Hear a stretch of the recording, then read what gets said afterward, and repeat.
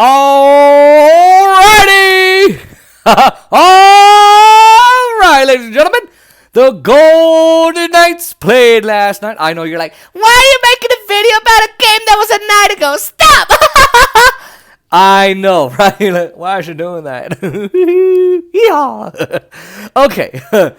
The reason I'm making it right now is I got caught up last night. I'm sorry, but here we go. The Golden Knights played last night. They won. They are now 13-4-1. Marc-Andre Fleury is now 10-3-0. Now he gives up 4 goals in this game. The last time that happened was in Anaheim, and this is now he gave. This is the second time it happens. Now he won that game in Anaheim too, and in this game he had 26 saves. Now the first thing I will say, first period. Well, actually, before I go in, first and second period, very different, very different. I'm gonna go over all of that. Golden helmets started to bring some bad luck, but hey, you know what? We can fix that. Stars of the game: Cody Glass, center, had 1 goal, and scored 1 goal and had 2 assists. Being Mark Stone, captain of the Golden Knights, had 5 assists last night. Was an assist for all 5 goals, so y'all gonna see his name come up quite a bit. No goals, of course, but he had 5 assists. Shea Theodore, his second assist for Cody Glass. Defenseman, no goals, but he was an assist to, of course, him. Max Pacioretty, left wing, plays left wing, had 2 goals, scored 2 goals, 1 on power play. I think he was on power play, and had 2 assists. That being, of course, Mark Stone and Chandler Stevenson, center. And, of course, that was the only time he assisted. Nick Hague, defenseman, scored a goal, had 2 assists. And those assists, of course, Mark Stone. Hello, everybody, Captain. And Zach Whitecloud, defenseman, no goals. But there you go. Now let's go to the first period. We get to 6 minutes and 2 seconds. We get a 2-minute penalty to Mats Zuccarello, and that was for hooking Chandler Stevenson. Now, at 7 minutes and 9 seconds, Cody Glass decided to score a power play goal, and he was assisted by Mark Stone and Shea Theodore, making it 1-0 Knights. Now, here's where it gets crazy. 8 minutes and 51 seconds. The Minnesota Wild decided, we're going to score. So Jordan Greenway makes that happen for them, scoring a goal, making it 1-1. No assist there for him.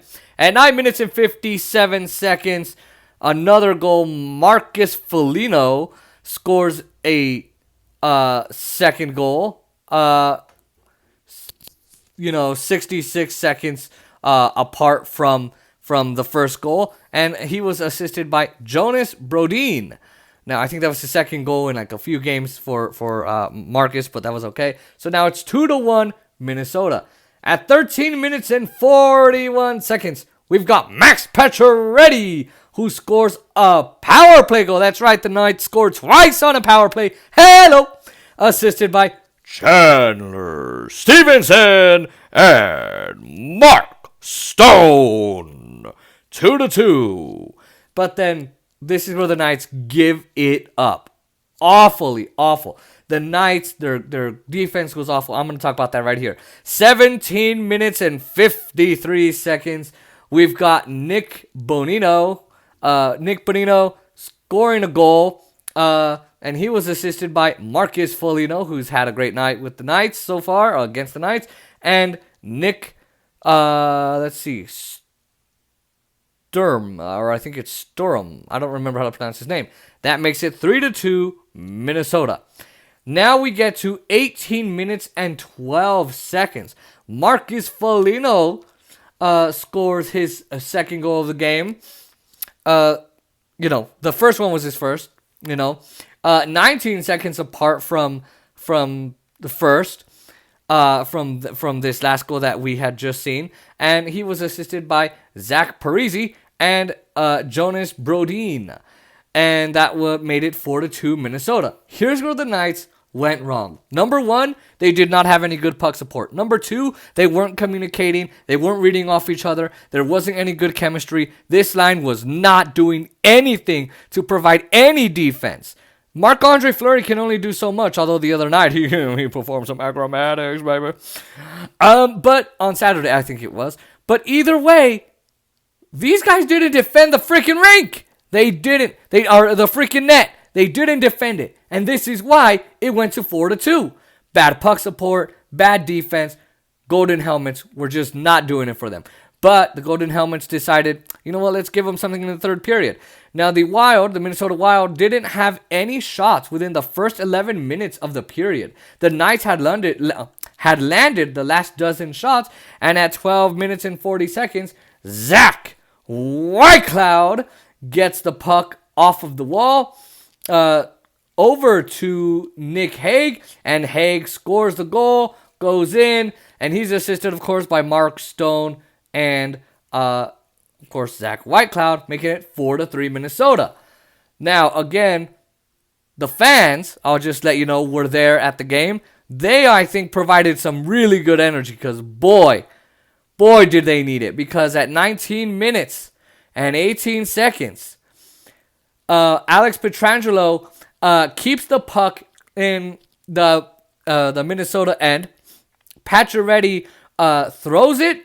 It bounces to Stone, goes to the front of the net, and Alex Tuch hits it over the left shoulder of Cam Talbot, and he scores the goal, and that gives, of course, another. He was assisted by Max Pacioretty and Mark Stone. So, who, again, I told you had 5 assists last night.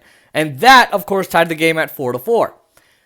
This is where we have seen the Knights come back, especially when they played Anaheim the first time. They played the Kings. They played, all of them. This is where their third period is their magic number. This is their magic position to be in. They had like the last 8 games or so where they were not really doing anything in the third period. But it looks like they're back to that hot energy of the third period. Because before they were going along really well in the first couple periods. But now they came from behind. And boy, oh my God, that was intense. I'm sorry, but whoa. Whoa. So we go to overtime. This was a very good game. It was one of the most entertaining overtimes I've ever seen. Both teams, I'm not going to lie, the Minnesota Wild really could have won this game. Anyone could have won this game. The way they were playing was incredible. One shot after the other. One missed goal after the other. Both goalies, really, Marc-Andre Fleury and Cam Talbot, really were doing a great job protecting their nets. Except for, at 2 minutes in the overtime period, Max Pacioretty scores his second overtime goal this season. It goes between the legs of Talbot, and he was assisted, of course, by Mark Stone. So that made it 5-4 Knights. Now, Stone had great rotation. Max Pacioretty speeds past Jordan Greenway to get this puck, in between the legs of Cam Talbot. He can't do anything about it. And that's why he gets his second overtime win. That was incredible. Now we go to the shots and all those facts. Minnesota had 30 shots. The Knights had 39. Minnesota had 12 hits. The Knights had 26. The Minnesota Wild won 23 faceoffs. The Knights won 35.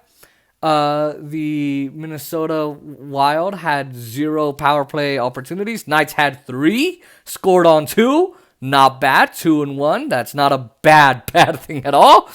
Now this, let me go here. I'm very proud of the Knights. They did not have one penalty. That's almost impossible in hockey, I would argue.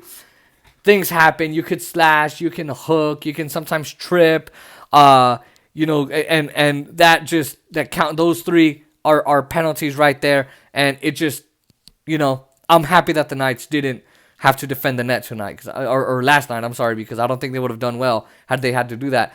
Now the Wild Minnesota had 0 power play goals. The Knights had 2. the neither team had any shorthanded goals. Minnesota had three total penalties, and the Knights had 0, as I said. The Wild had 6 minutes in penalties, 6 penalty minutes. Knights had 0, of course. The Wild had 18 blocked shots. The Knights had 11. The Wild had 8 takeaways. Knights had 4. And the Wild had 4 giveaways. And the Knights had 1. Overall, was it a good game? Yes, it was. And as I told my dad, who, by the way, wanted me to talk about the Golden Helmets, which I'm going to get to, if the Knights had lost last night, I wouldn't have been happy. And, my mood would have been different. But, even if they had, let's put it this way. If they had scored that third goal and not tied the game, at least they tried. And they played like they were trying. Okay? Let's just put it this way. If they had scored the fourth one and tied it, but couldn't score that fifth, and instead they either went to a shootout with the Wild, Minnesota Wild, or the Wild scored, before them, scored a goal before them in overtime, they still tried. They still got the team there. They still had the fans, happy with that. It would have been sad if they lost, but hey, you know what? They won. They absolutely won. They absolutely deserve it.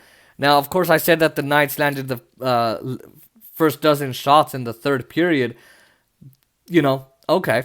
What was different about this third period? A, the Golden Helmets must have turned on the good luck charms that they have in them, or apparently they do. But also good puck support, good chemistry, and I think they just took opportunities with the way they weren't before. They were defending the net, they were defending Fleury, and I think that was needed. So, Golden Knights had a good game.